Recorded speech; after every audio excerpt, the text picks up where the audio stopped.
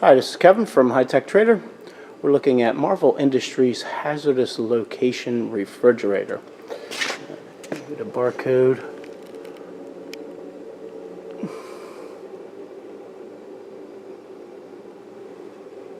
Have it on right now. Have a thermometer inside. We're going to see how cool it's gotten. This unit has little metal containers in the door that are removable. Go with the unit.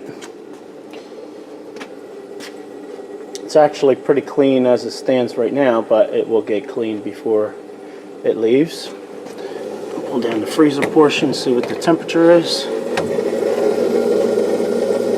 Okay, so you can see it's cooling very nicely. I'm going to let it go a little further, see how far it goes down to. I haven't really tested this unit yet. A good look at the interior. It has one shelf.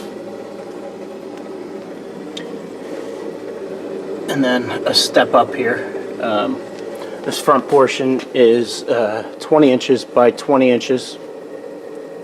And then the freezer portion is 8 inches high, which I called out in the email I sent you. Okay.